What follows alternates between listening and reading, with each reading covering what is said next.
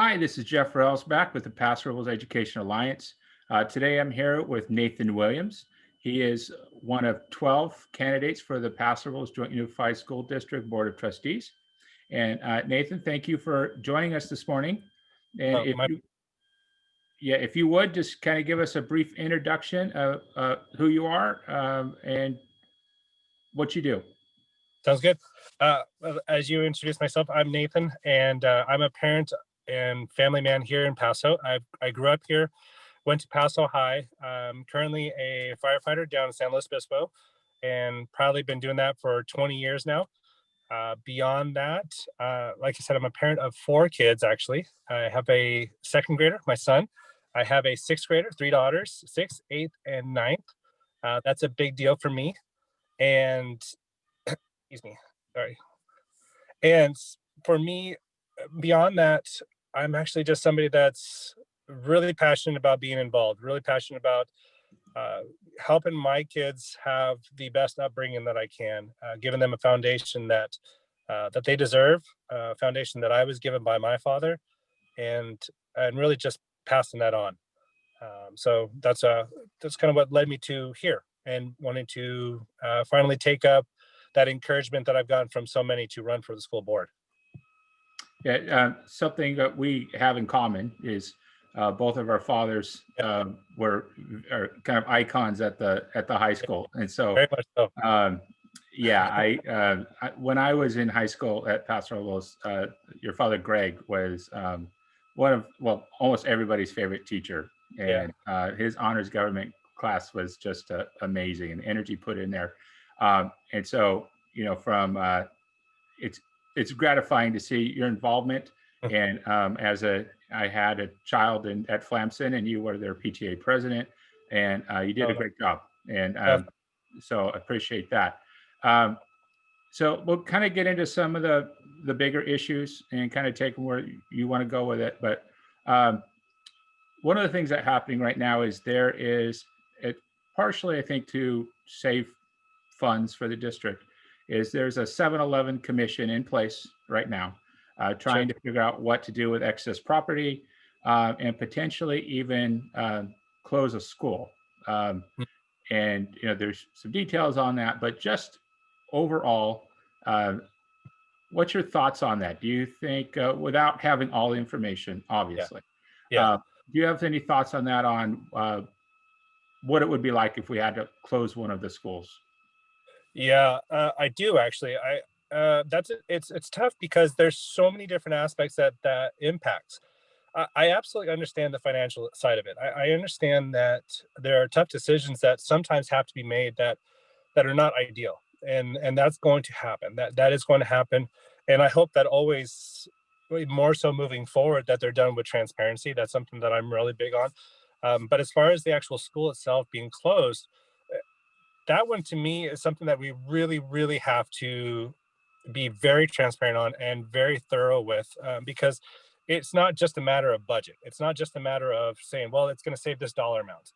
That dollar amount translates into jobs. That dollar amount translates into impacts on other schools. That dollar amount translates into the impacts on families and students. And those things, I have a hard time just making any kind of blanket statement whether I support it or I'm against it, because there's so many aspects that we have to take into consideration, and we have to make sure that we're being diligent on communicating with others about, especially those that it directly impacts.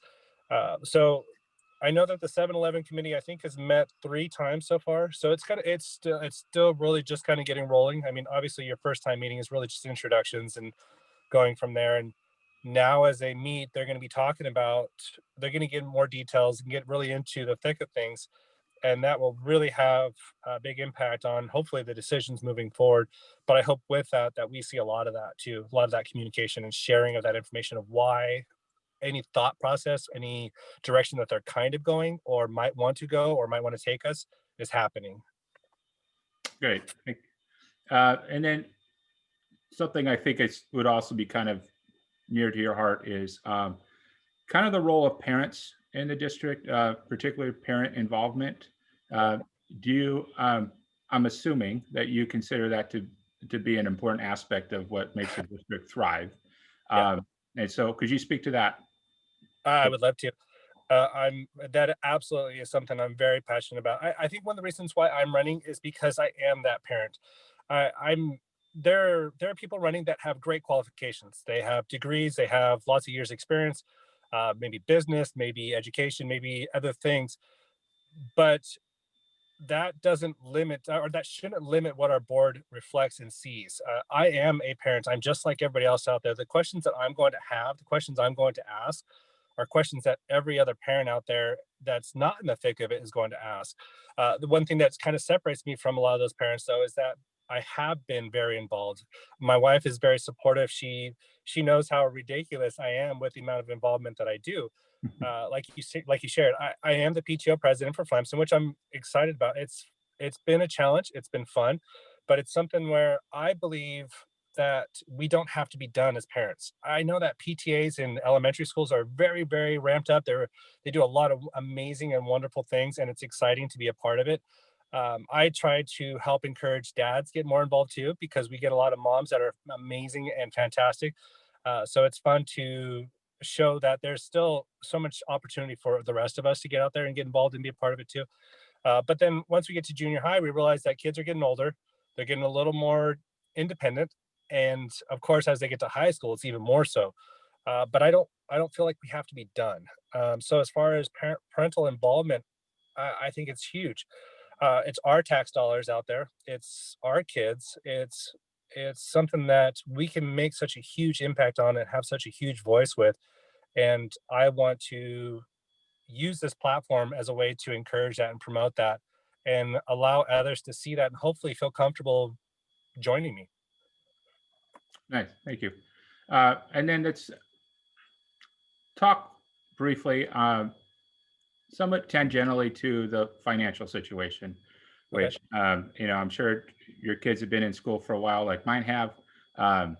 We've seemed to have been a bit of a financial roller coaster at the district, and when things are going well, we have all these programs, and then when things get bad, those are the first to get cut. And so, after school programs, extracurricular activities, the arts, especially. Yeah. What do you see that as a district, but also as a community? What can we do to make sure that those things are still in place? I think we have to have very real conversations about how much those impact our kids and their futures. Uh, my four kids are literally across the spectrum as far as involvement and doing different things. I have one, my sixth grader. She's an amazing artist. She loves the arts, and that's her passion.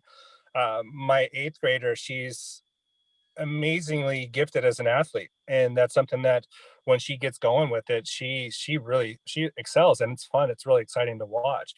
My ninth grader is somebody that she's got that balance of athletics as well as academics. Hmm. And for me as a parent, if I were to see those things go away more so than what we already have, I'd be devastated to know what they're losing and what they're missing out on and what excites them so much. My son is, I'll selfishly and proudly say he's such a rounded kid that he thrives off of all those things. And I think we have to continue to have these conversations. And I'm thankful that you're asking that, because this is what I want to do too. I want to make sure that we're talking about these things, because the more we talk about it, the more that we can place it as a priority and come up with solutions or alternatives, or at least keep it on the forefront of the decision making, so that way these things just don't go away.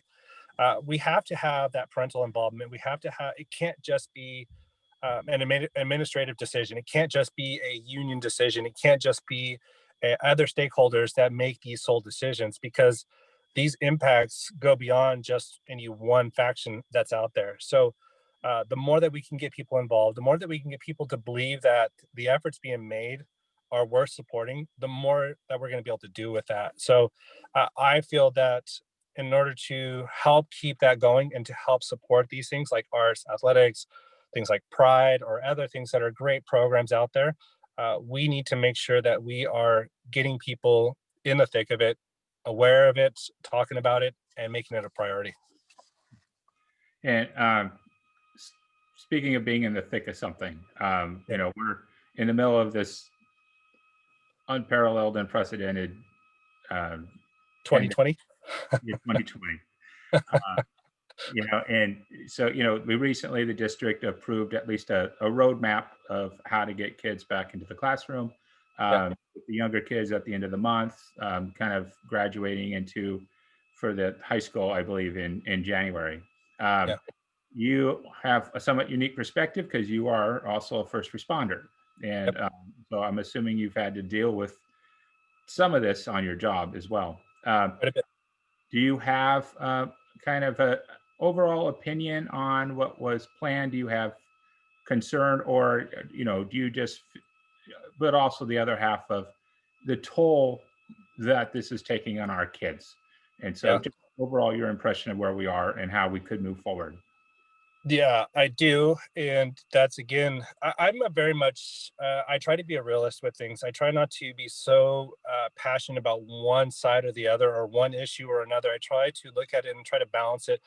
And this is one of those where you could really go down a rabbit hole. You could really go down so many different paths on and have so many different feelings on. And as a first responder, for example, I've seen the impact it can have. I've gone on those calls. I've had those follow-ups. I've seen how devastating it can be, not just physically or health-wise, but also socially and mentally. And it's devastating. So, but also I look at the numbers too, and you go, okay, we can all look at the numbers. We can all look at the different things, and we can have a conversation where you can justify any one outlook at any given time by putting things out there. And ultimately what I think we need to do is we need to kind of pull ourselves back and say, okay, what is the best good for the most that we can do? And and I commend the school board right now because they're really trying, and they're making and I think one of the bigger things that they're doing is that they're vocalizing how much they want our kids back in school. There are people on all sides of the spectrum out there. There are people that want our kids back in school right now because they either, maybe the home life is, not working out. Maybe it's because they're focused on the social aspects, the mental aspects, the depression that's happening, the other things that are going on out there, um, or any number of reasons that are very valid, very legitimate. And then there are people on the other side too that are very concerned with the unknowns, the fact that we don't have a vaccine, the fact that we don't know enough about it to be able to just simply say, "Hey, I'm okay with um, doing a blanket statement and just running to the hills." Mhm. So it's tough because we have to respect that. We have to respect that there are people on both sides for very valid reasons and very important things to them. And when it comes to me, I feel like that I want my kids back in school. How we get them there is the discussion for me, because I'm not willing to just simply say, "Oh yeah, let's open up the doors and have them go back to school," because that impacts not only my kids, it impacts other kids, it impacts families, it impacts teachers, it impacts staff, it impacts the classrooms, and it's something that we have to continue to have a very very big and ongoing discussion with. So I think that the plan that's in motion right now is a good plan, and what I really respect is how open they're being about how this is a fluid situation. And when I say fluid, it means that things are constantly changing. Right. Uh, I want them to continue to acknowledge that, and I want them to continue to say, "Hey, look, here's what changed today." I'm okay with that because it is fluid, and I understand that. I respect that, but I still want to hear what's going on. I don't want to be told a week later that, "Hey, oh, by the way, we changed this decision because a week ago, this happened." I like the updates that they're doing. I like hearing things. I like knowing the thought process. I like being informed about what's going on. Um, it's a tough one. I mean, I could literally ramble on about different aspects of this, but I think that we have to keep having these conversations. I think that the direction that schools are going with opening back up and phasing it in is a wise one. I know it's tough for a lot of people. I know that a lot of people struggle on both sides. And I hope that we can continue to have these kind of conversations where people are more open to, yes, being having your side expressed and working through that, but then also recognizing that there are others out there too that have their feelings, and that maybe we can help work together to get that compromise so we can figure out something that is a medium, something in the middle for all of this. um, and But it's definitely devastating. It's tough. My own kids, again, second through ninth grade, and I've watched the emotions that they've gone through, struggling trying to understand how what's supposed to be, what are they supposed to expect, how are they supposed to feel, what's coming, what's not going to come. And then, even with the school opening, the anxiety that comes with that, because one, it's just like going back to school, seeing friends, and then you add on top of that the changes in classrooms, the changes in expectations, the hybrid learning, all these other things. It's There's no one easy answer, and I know my answer's kind of been rambled here a bit, but I think that's kind of reflective of the whole picture in a way, where there's just so many different ways you can think about it, so many different ways you can approach it and feel about it. And I just feel like the more that we talk about it, the more that we try to work together, the more that we can achieve in a productive way. Uh, let's talk about the school board itself. And so, Okay. all school board is made up of 7 members. What do you think makes a good school board member? But also, what qualities do you think a school board as a group um, should entail? Um, and you can, if you want to do it for this time, that's fine. But just in general, as a functional group of 7, Yeah. what kind of qualities do you think that they should be able to display to us? I think on the individual side, I think somebody needs to. I welcome and I hope that our board will have that diversity. I think that there's strengths that everybody brings to, or can and should bring if they're elected. And hopefully that's why they're running, is because they do bring us a unique set of strengths and qualities with them. But I don't feel that a board should be so uniform that it's just one thought process. And that's one of the reasons why I'm running, is because I feel like I add something. I know that I add something that's different. It's healthy. It's productive.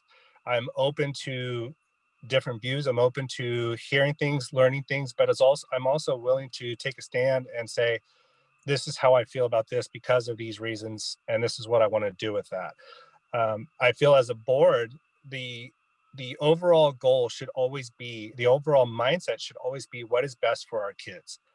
And that doesn't just mean that we're talking about playground equipment or things, resources just for kids. We're also talking about classroom settings. We're talking about tools for teachers. We're talking about tools for staff, and we're talking about communication between administration and the union. We're talking about communication between those two and then parents or other stakeholders. And I think a board needs to be reflective of that. They need to have that mindset, so the decisions that they make, the directions that they go, show that. And that should always be the priority. They should not be steered off because of politics or because of other influencing factors beyond what is best for our kids. So a diverse panel is something that I think is extremely important, and one that is with the same goal in mind, regardless of how diverse or where their backgrounds are or what their education or experience is. That same goal being what is best for our kids, ultimately. All right. One last question. Uh, Please. of course, the education, the schools, it comes down to giving our kids the best chance in education, Yeah. well-rounded individuals. We all understand that, but the biggest tool that we have in order to meet that is our teachers and our staff that are on site and dealing with our kids on a regular basis.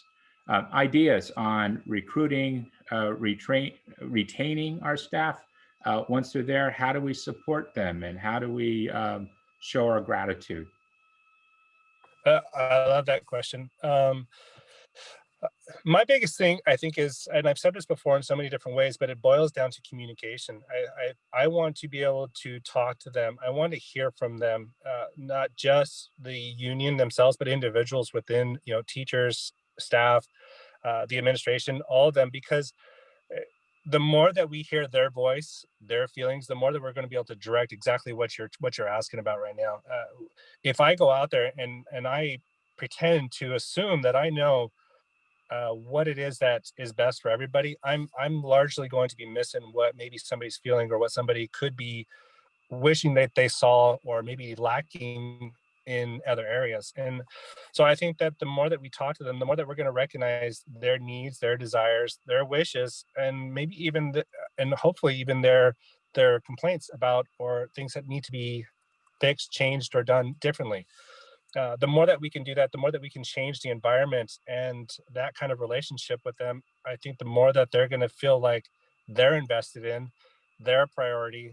And as a result, anytime an employee is treated well, treated right, you know that the output is going to be tenfold.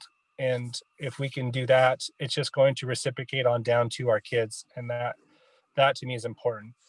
So the communication that we have and the relationships that we're able to build are the best way that I think we can do that. Right. Well, Nathan, thank you for coming on and talking with me and giving a chance to kind of let our community get to know you a little better. I'll say this every time. I really appreciate those who are willing to step up and serve our community, especially on the school board. It is largely a very thankless task, and people really don't understand how much work is involved. And so I do appreciate everyone who has decided to put their name in the hat and put them through this process. So with that, I'll give you the last word. If you want to close with anything, let us know how to contact you, ways that if someone wants to, how they can support you. Yeah. For me, I'm sitting in my truck right now. We kind of joked about that before we started, and but it's a reflection on the just the genuine side of me, who I am. Right now, I've just taken a quick moment in between everything else that I'm doing because this is important to me.